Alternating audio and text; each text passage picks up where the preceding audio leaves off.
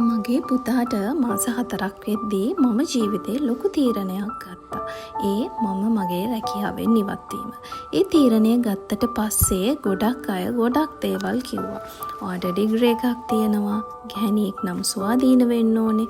දැන් හැම දෙයක්ම හස්බන්ඩ්ගෙන් ඉල්ලන්න වෙනව නේද කියලා. මුලදී මට ඒ වචන ගොඩක් බලපෑවා. මමත් මගෙන්ම අහන්න පටන් ගත්තා මං ගත්තේ වැරදි තීරණයක්ද කියලා. නමුත් කාලයත් එක්ක මම ටිකක් වෙනස් විදියට හිතන්න පටන් ගත්තා. මට තේරුණා අපි හැමෝගෙම තීරණ එක වගේ නෙමෙයි කියලා. අපිට ජීවිතේ හැමදේම එකවර කරන්නත් බෑ.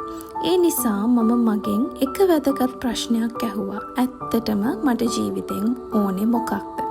ඒ ප්‍රශ්නයට උත්තර හොයද්දී මට තේරුණා මට ඕනේ සාමකාමී ජීවිතයක් සහ මගේ පවුල, මගේ දරුවන් එක්ක කාලය ගත කරන්න. ඒ තේරුම් ගැනීමත් එක්ක මගේ තීරණය ගැන මම සතුටු වුණා. පුංචි දේවල් වලින් සතුට හොයාගත්තා.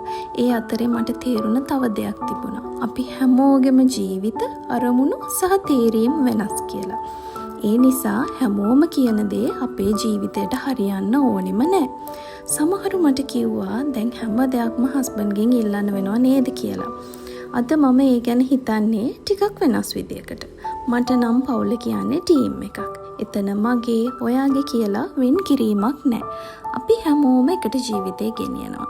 එකිනෙකාට සහයෝගය දෙනවා. එකිනෙකාගේ බර බෙදා ගන්නවා. ඒක තමයි පවුලක් කියන්නේ. අද මම මගේ ජීවිතය ගැනත් මම ගත්ත තීරණ ගැනත් සතුටින්.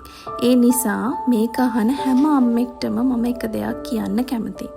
ඔබ දරුවන් වෙනුවෙන් රැකියාවත් ඇරියානම් ඒ ගැන ලැජ්ජ වෙන්න එපා. ඔයා සාර්ථක කෙනෙක් නෙමෙයි. ගොඩක් අයට කරන්න බැරි කැපකිරීමක් ඔයා කරලා තියෙනවා. ඒකට ලොකු ශක්තියක් ඕනේ. ඒ නිසා ඔයා ගැන ආඩම්බර වෙන්න. මොකද අවසානයේ වැදගත් වන්නේ අනික් අය කැමති ජීවිතේ නෙමෙයි. ඔයාට සතුටින් සාමයෙන් ජීවත් වෙන්න පුළුවන් ජීවිතේ. ජීවිතේ සාර්ථකත්වය කියන්නේ හැමෝම කියන දේ කිරීම නෙමෙයි. Tamanට හරි දේ තෝරාගෙන සතුටින් ජීවත් වීමයි.